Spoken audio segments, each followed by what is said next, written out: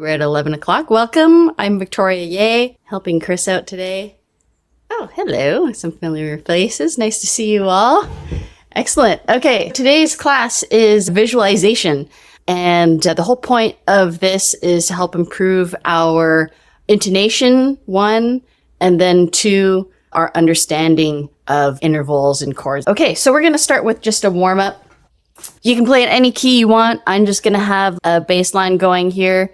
And all I want you to focus on is your bow. So you can be at this speed, or double speed.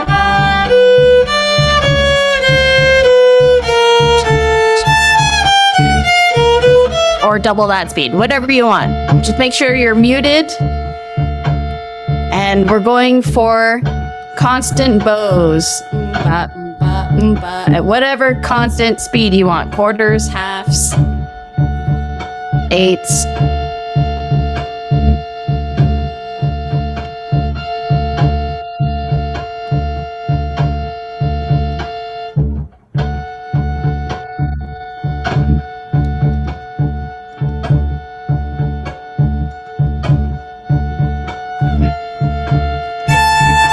Any note, any note.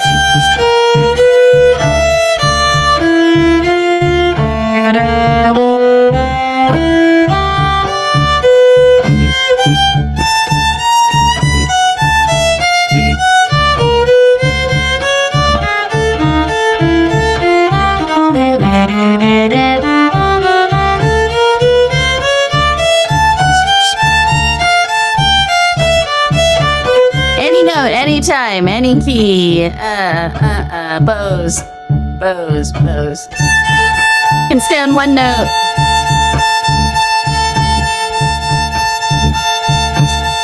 Let's try this as an eighth note, so at this speed. Really light, relaxed bow.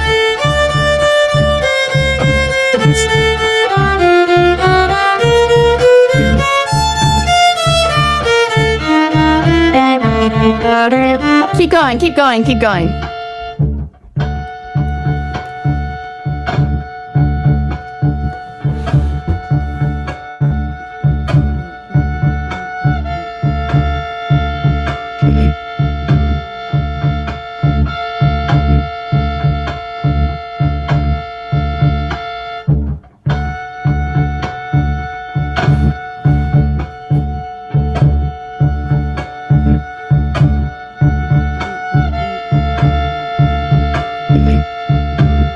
Is there anything that you're doing that you can be more relaxed with? How about your shoulders, your neck?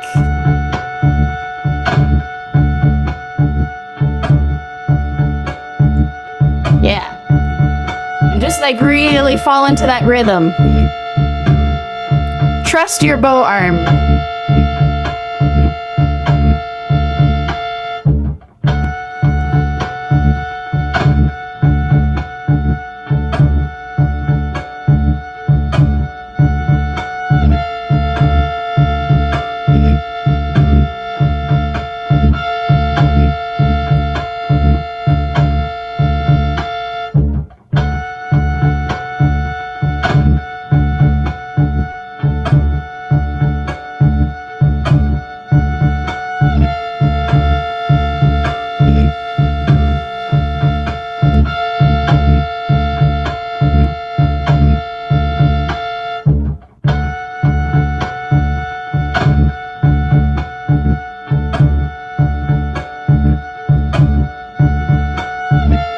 Yeah, keep that hand moving, Art.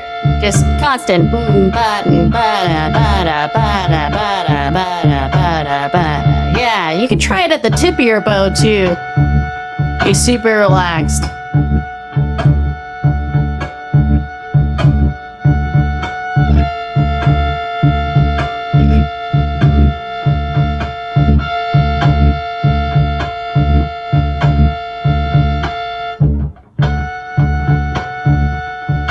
Very good. Nice, nice. Nice work. Okay, great. We're going to do a couple exercises, and it's about intonation. The whole thing that I'm talking about today is visualizing your fingerboard as if it's like a guitar fingerboard. Because like guitarists, they have these cool things called frets. And you can see that the note on every string here is here. And the next note is here. And the next note is here. And sometimes as string players, we abstractly think of our fingerboard, and then we don't really know where notes are, or we don't necessarily know where notes are in relation to other notes. And that's why our intonation can be questionable sometimes. So we're going to be on the A string, and I'm going to drone an A here. So an A to a D.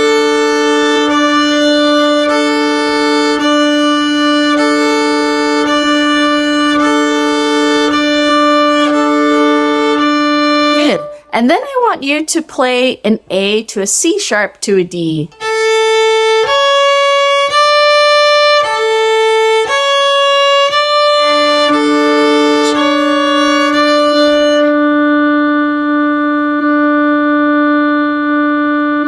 Yeah.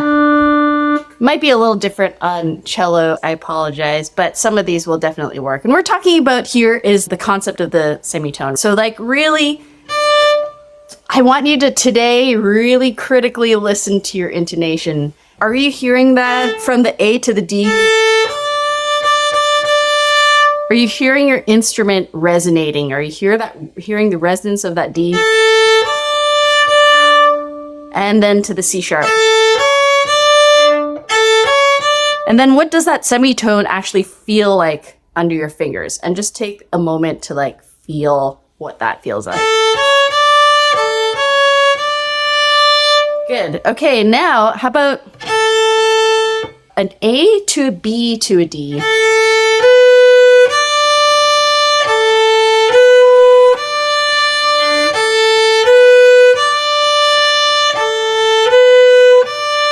Good. And then we're going to go A, B, C, D.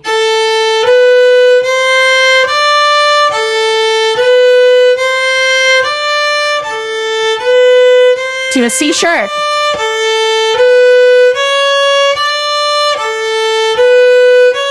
To a C natural.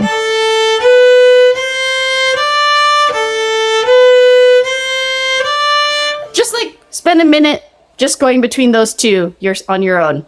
So between the C sharp and the C natural, and just notice how it relates to your D.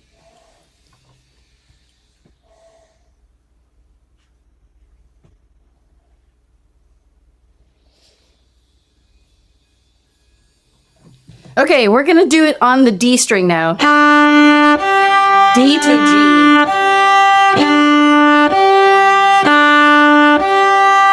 We're adding a high second finger, which is F sharp.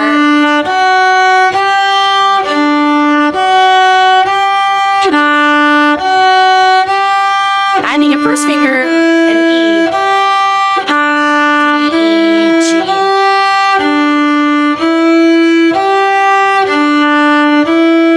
And adding an F sharp.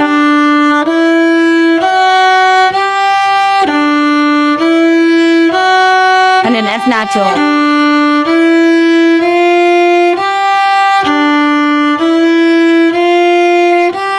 Okay, this is like grade 1 violin. You're like, why the hell are you teaching me this? All right, okay, now we're going to cross strings here. We're going first finger to third finger.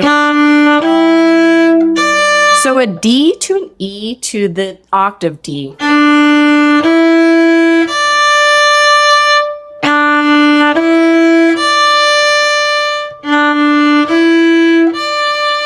Good. And then I want you to see where you can find that C sharp.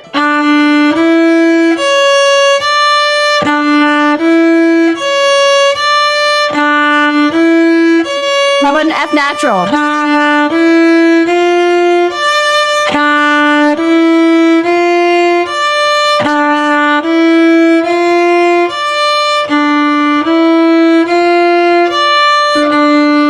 C sharp.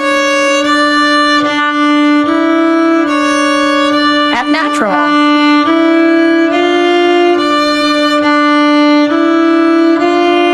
How about a C natural?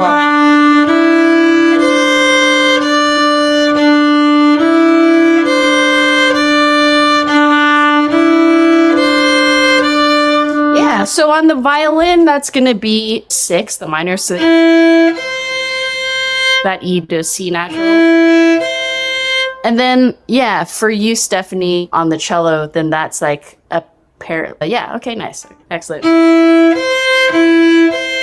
So that's like a semitone across the strings, right? Or that's a fourth. Or fifth, however you want to see it. You can start to see this. The fifth, which is the interval that's a parallel on the violin. It's the same finger across 2 strings. For Stephanie, that'd be fourths.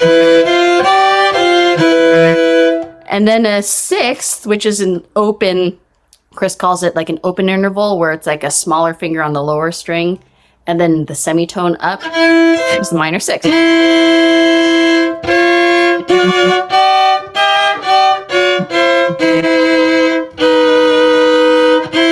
So if you just have that semitone across 2 strings, that's that.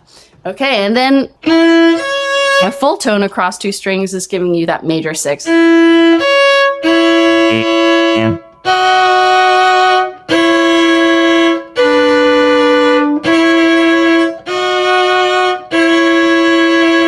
Yeah, nice. Okay, very cool. How about this? Again, so the D, E to the C sharp. And then we're going to go for the tritone. From a C sharp to a G natural.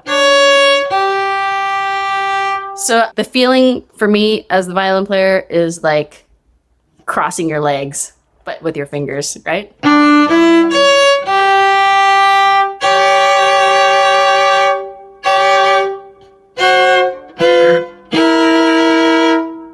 Yeah, that's our tritone that we're going for. Yeah, okay. How about this one? So D, E, C natural.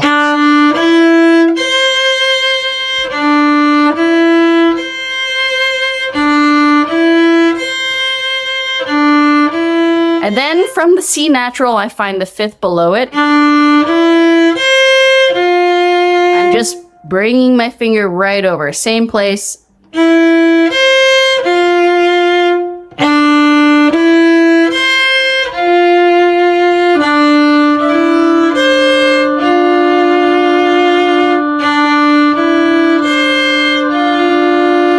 Yeah, and then my technique is I kind of roll my finger.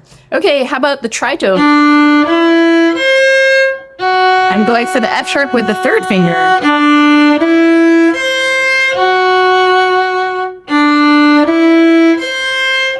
Yeah, 3rd finger, yeah. Yeah, nice.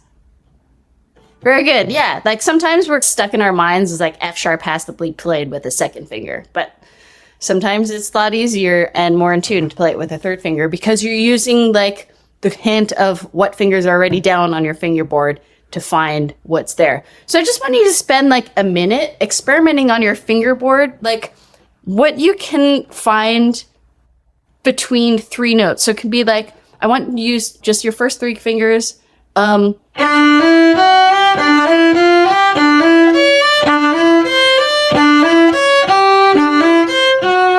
Just try to find like all those cool relationships and just notice what it feels like and what it sounds like.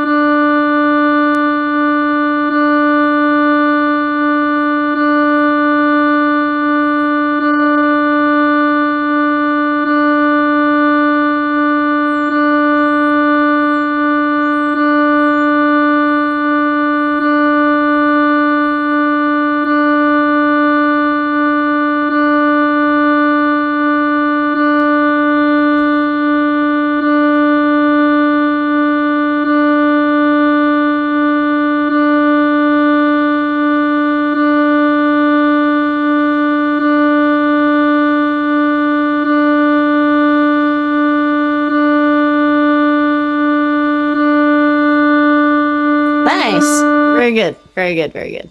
Okay, cool. So now we're going to talk about some intervals. I think a lot of you have already worked with Chris before, so he does a lot of patterns, right? So thirds. We're going to be in D, the key of D major. So 2 sharps, F sharp, C sharp.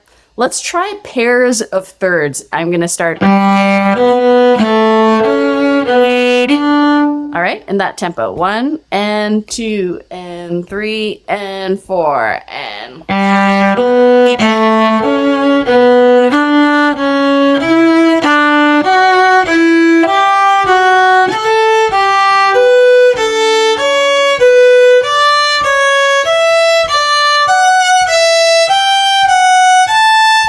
Knockdown.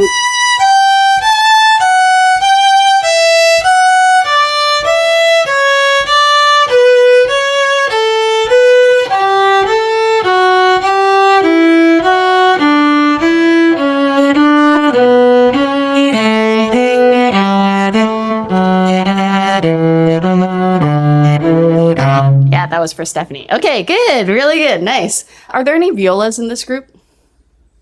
Okay, just violins and 1 cello. Okay, when I think of thirds, I think like mentally, my trick is I think of like even fingers belong to each other and odd fingers belong to each other.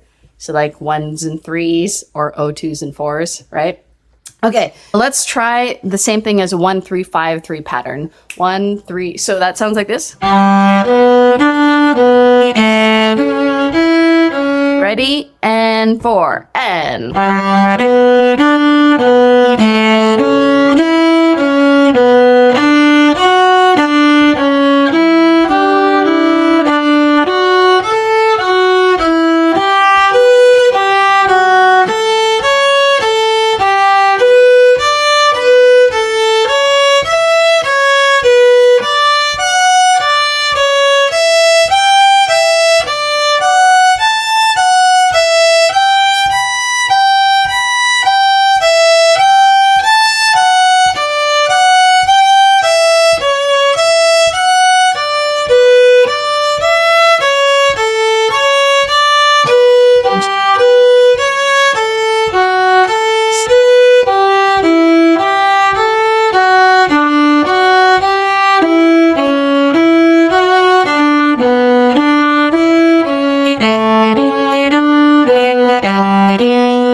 Me and Stephanie.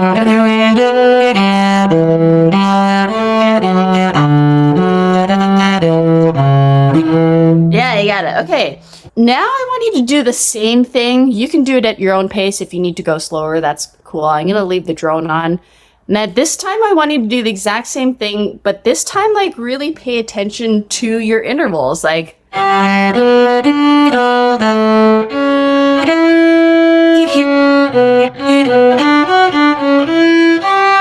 that G should be where my F sharp just was. Right? So try to just really visualize the notes that you've been placing and where the next notes are that you're about to place. Does that make sense? All right, on your own time. This is that. So 1, 3, 5, 3 pattern, visualizing those intervals.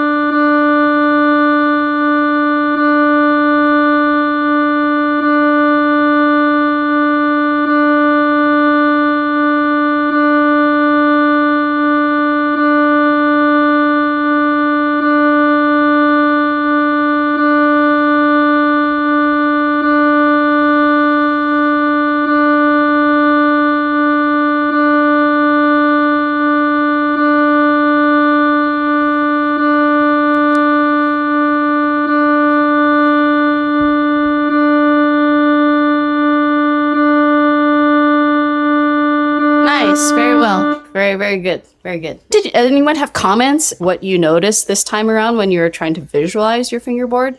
Anyone want to share? Hey, There you go. I noticed that when I went up above the A octave that it became a shape that we just shipped up. Yeah, absolutely.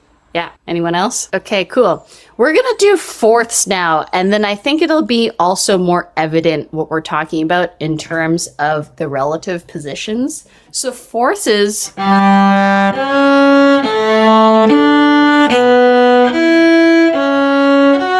Stephanie, are you tuned in fourths or fifths? I can't remember cellos. In fifths. Okay, so you are. Okay, same shape as those. For us, it's essentially like, I think of a bit of the crossing your legs. So it's always like one bigger finger on the lower string is the shape of a fourth, right? So it's a O to 3,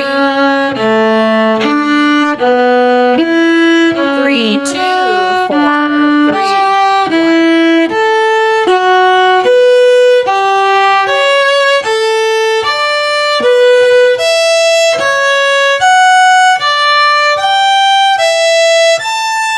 And back down.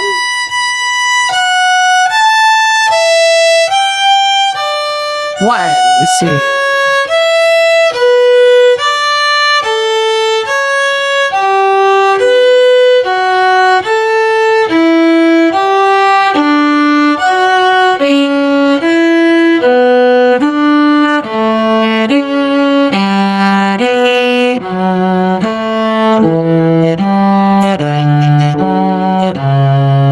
Yeah, exactly. This is more challenging. It's okay if you don't get it right away. It's like a 1, 4, 7, 4. So it's 4 stacked fourths. I'll start on G.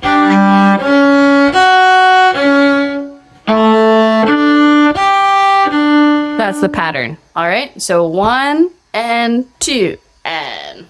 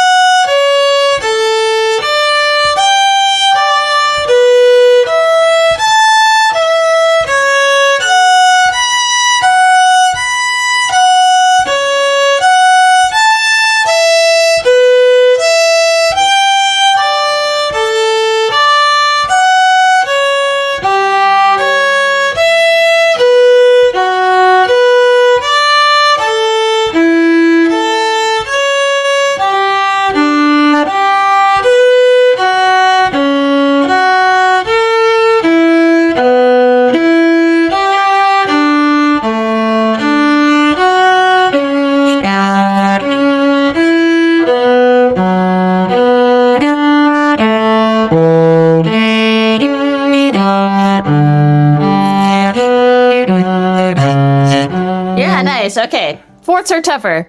Okay. I want to point out one of them that we just did. That was the D to a G to a C sharp.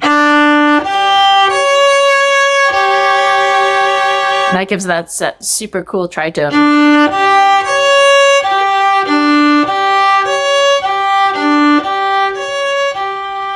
Then the other thing was a C sharp to an F sharp to a B.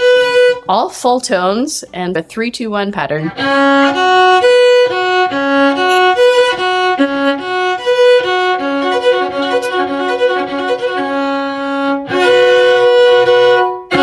Yeah. There's some cool shapes that you can get, right, playing fourths. And then we get into the tritones as well. Okay, so now we're going to talk about this in context of chords. Okay, so we're having a party in D today. D major chord is D, F sharp, A.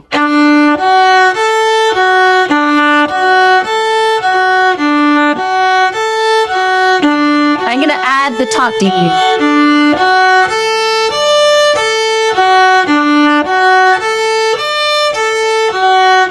Is your F sharp and your D close? Those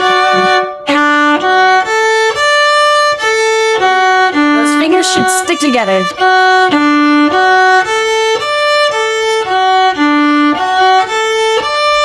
about D minor? F natural.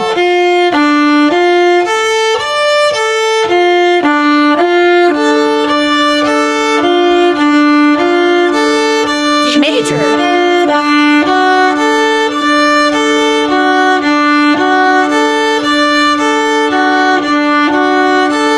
D minor.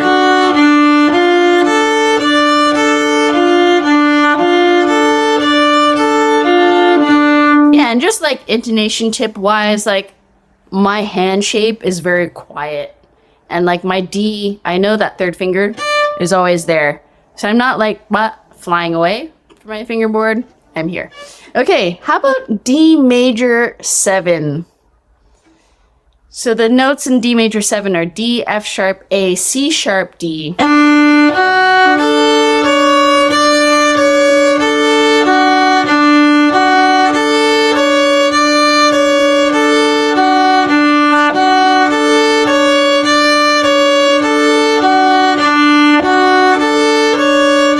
We have a couple relationships here. There's a fifth, F sharp to C sharp. And then the minor 6.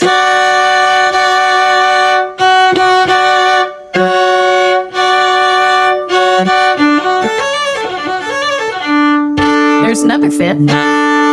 That's right? Fifth. And we have that semitone when we're just sticking down that D.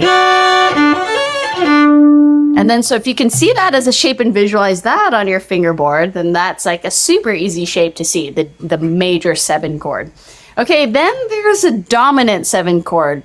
So the dominant D7 is going to be D, an F sharp, an A, and a C natural. Dominant 7 means we drop the 7th down a semitone, and it sounds like this.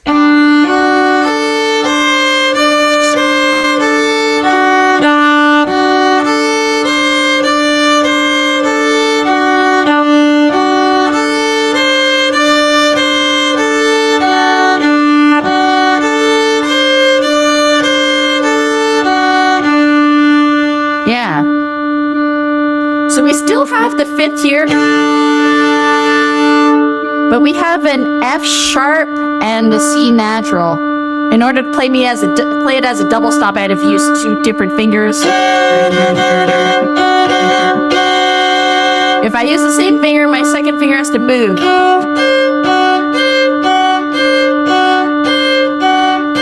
And I still have this relationship of the F sharp to the D.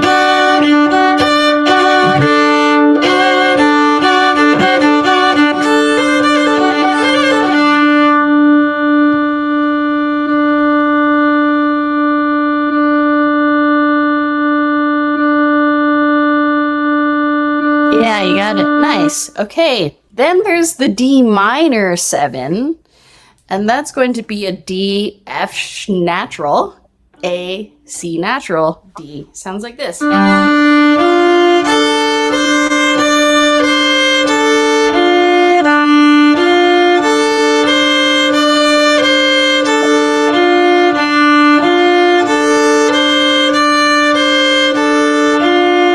We still have this 5th, 1 and 5. And also relationship to the 5th is the minor 3 and the dominant 7. I can use the same finger. F natural, C natural.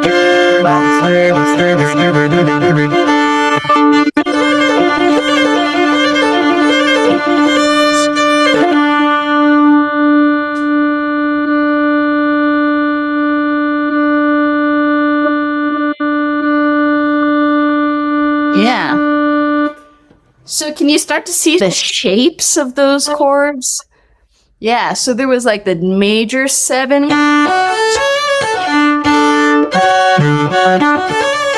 And then the minor 7. The same thing of 2 intervals of fifths going on. It's just that it was like a high second versus a low second finger, right? And then there was the combination of the 2, which was the F sharp and the C natural. This was the D major dominant 7. That requires me to move my second finger across the strings. Yeah, exactly. So those are the main chords that you're going to be encountering in a lot of charts and all that. Does that make sense? Okay, cool. So we're going to play a little bit on the D major and the D minor, and you can play around with that. We're going to play in 2 modes. So the first mode is going to be with 2 sharps, F sharp and C sharp.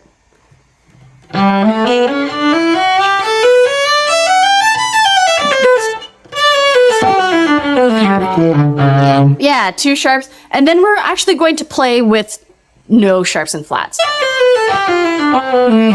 Okay, I'm calling it out. Just free improvise for right now in 2 sharps.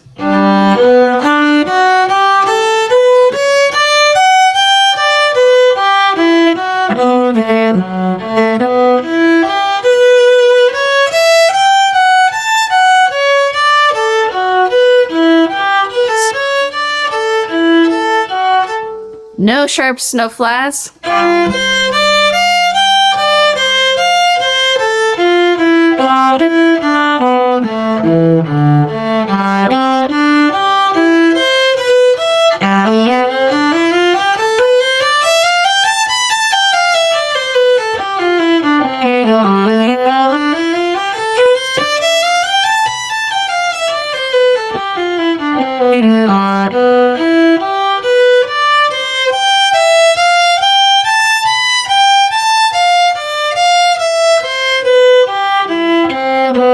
Okay, ready?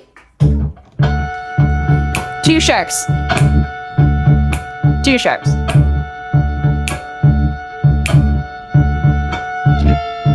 No sharps, no flats. No sharps, no flats. No sharps, no flats. 2 sharps. I'm gonna demonstrate.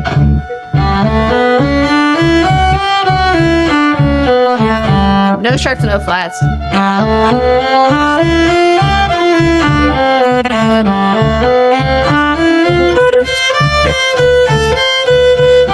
2 sharps.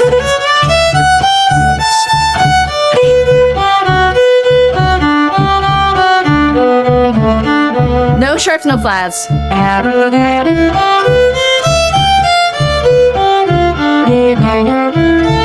Keep going, keep going. 2 sharps.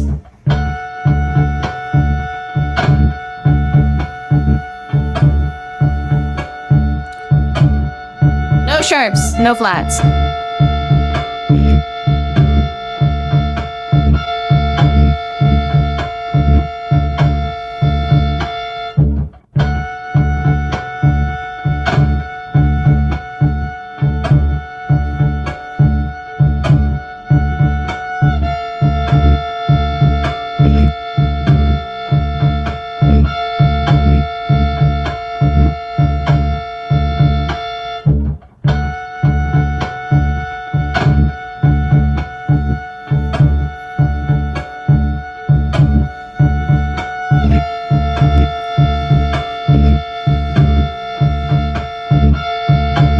Okay, this is what I want you to try to do. Stop for a second.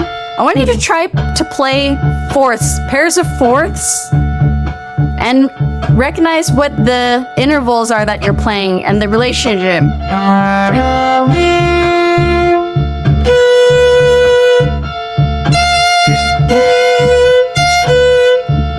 2 sharps.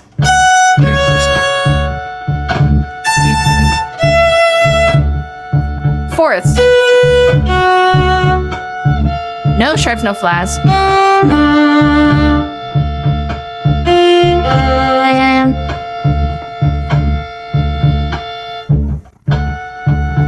You can play it slowly. Just really try to figure out what interval you're playing.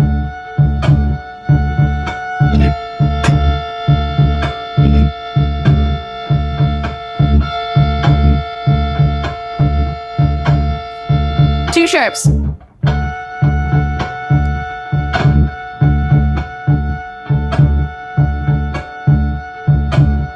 No sharps.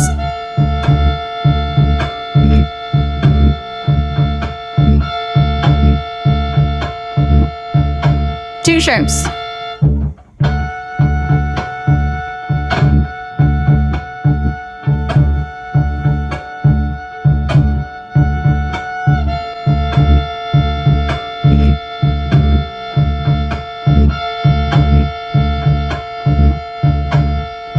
Two sharps.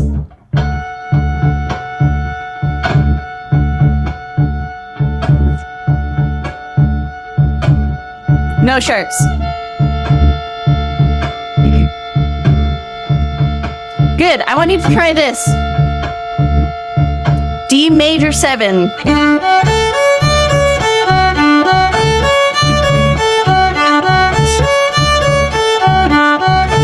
D minor 7.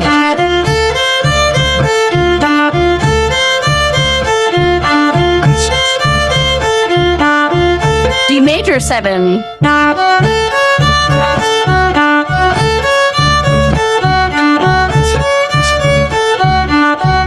D minor 7.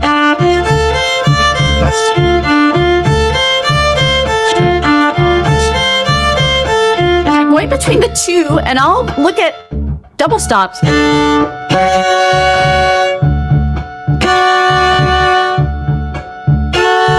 D minor 7.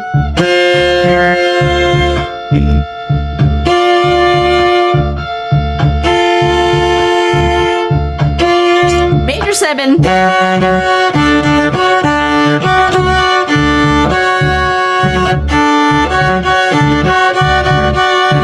Minor 7.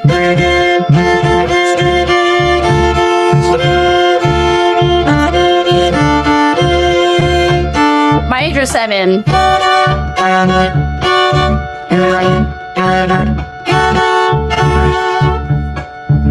Minor 7.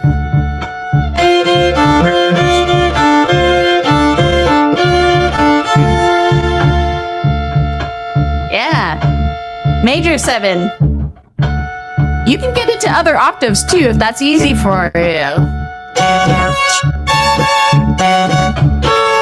Minor 7.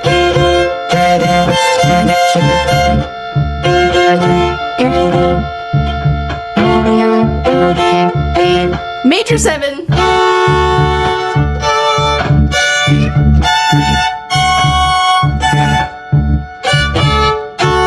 Minor 7.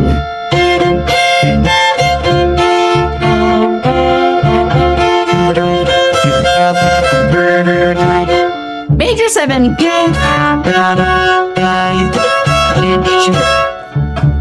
Yeah. Minor 7.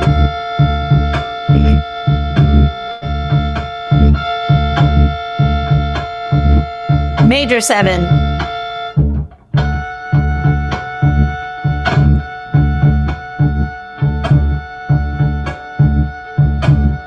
Minor 7.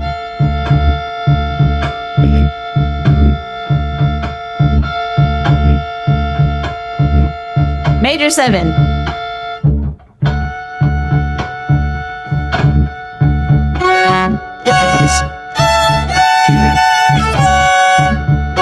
Minor 7.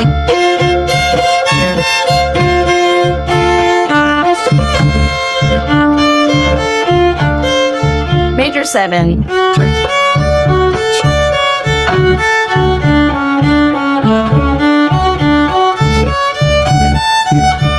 Minor 7.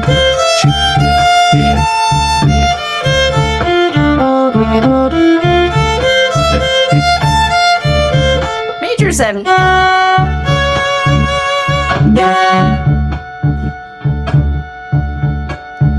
Minor 7.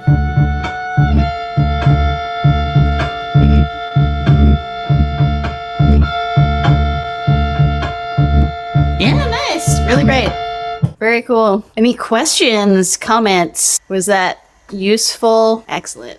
Very cool. You can unmute yourselves if you want to say anything. I think it's very different because you guys are much more agile than the cellos are. Our spaces are much bigger. Yeah. And it's harder to go faster for me, but I'm getting it. But the spaces are very different. Yeah. Okay. And then the other thing too is when you are like trying to keep up with this speed, There's nothing to say that you can't just repeat notes. Yeah. So that's a big thing, is even for me, like when I'm trying to play fast, I'm like, oh my God, I'm really struggling with my left hand. It's like, is equally as fast to play the same note over and over again, repeat the same note. So that's totally valid. Yeah.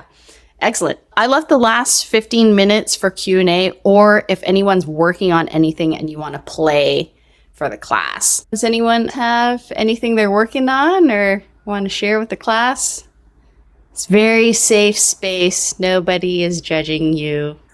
And it's a great opportunity to play something. Thank you for that. I'm so happy and grateful for these classes because it allows me to know I have to do this right now because things have been so crazy for me. I haven't been able to work on anything new. So thank you for doing this. Excellent. Good. So what I really like to do, like what you can do in the next few days or the next week, whatever tune that you're playing, take a look at the chords that are in that tune and then see if you can start double stopping the 1 and 5 or the 3 and 7s or like the inner voices or outer voices, and then really be accountable to what those intervals are and what that intonation is. And I think that you'll like really find that both in your mind, the shape of the chord will make a lot more sense. And then also what's coming out of your instrument in terms of intonation is going to be a lot nicer. Okay, cool. Art, you have a question. Say a word about movable chords and playing a melody with movable chords. Movable chords. I'm not sure if I'm familiar with what that tune is. Can you explain what that means? Moving, say, thirds to play the melody or fourths to play the melody, picking out melody notes from moving chords. I see. Okay, yeah. So like if it's a...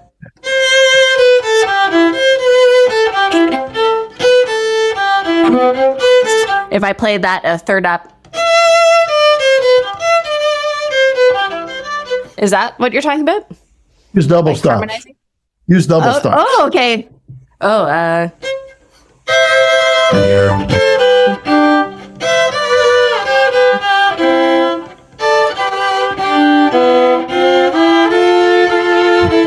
something like that. Yeah, totally. So that's the other thing, is the reason we talk a lot about thirds and fourths in particular is because that's a really easy way to harmonize, but you can't just play the thirds above a melody and it really work. And that's because if you look at what a chord is, right, it's stacked thirds. If we are looking at the D major, for example, D, F sharp, A, but then to get to the next D, it's a fourth. It's not a third anymore. Fourth, third, fourth. So if I'm going to play all the double stops of D major, those are intervals of thirds, but this is an interval of a fourth. The 1 to the 5.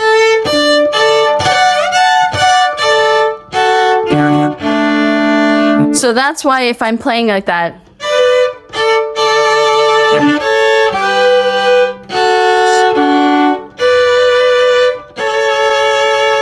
I guess that kind of worked as thirds, but yeah, like they won't always work as thirds the whole time. So yeah, you can experiment with whatever your tune you're working with. I like that suggestion, Art, and you can try thirds above it, and then if something sounds wrong, try it with a fourth.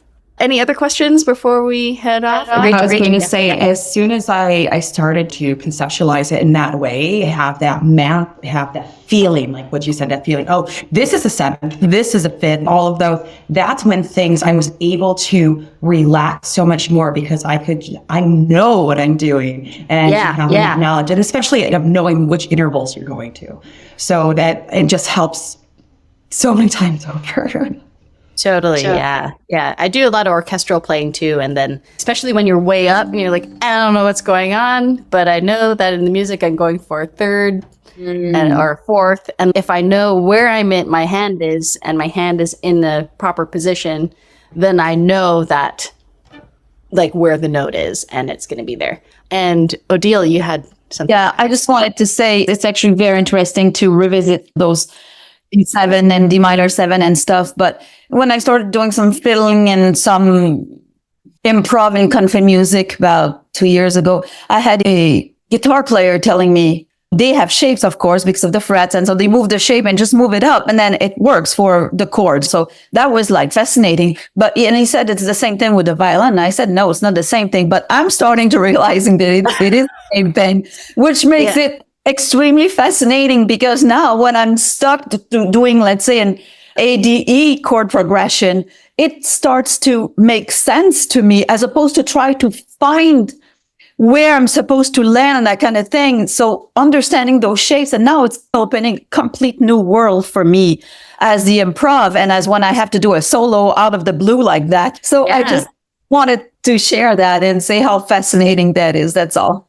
Very cool. Thank you so much for sharing that. I love that. That's so great. Okay, before we leave, we have 5 minutes. I'm going to just show you one super cool shape that Chris taught me, which is grabbing the 7 and 3. So if I put my first finger down on the A, I'm going to play the A here, and then I'm going to play a G with my third finger, and on the next string, I'm playing a C natural.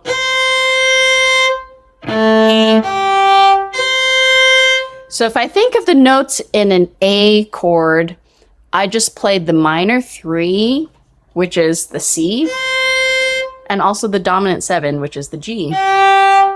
And if I play it as a triple stop, it's a super cool, like very playable shape of a dominant 7. And then you can actually do that as an exercise and pick a key.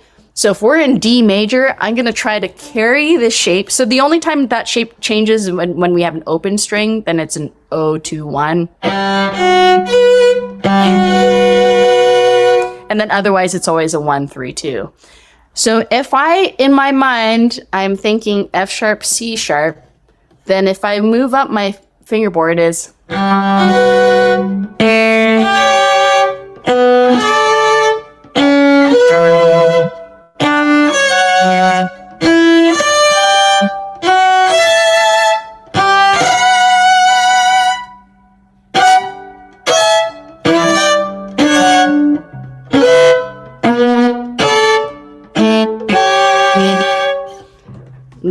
That's also a really cool shape to practice. Yeah. You guys can give that a try. Nice. Really great work, everyone. Yeah. And you can practice that as like whatever. You don't have to triple stop it, but yeah, that's cool. Yeah. You can bring it right up to the very top. That's right. Very nice. Okay, cool. That's it for me today. Thank you so much for joining in the class. I hope you guys had fun, and I hope to see you again. Bye. Thank you so much. Thanks. See ya.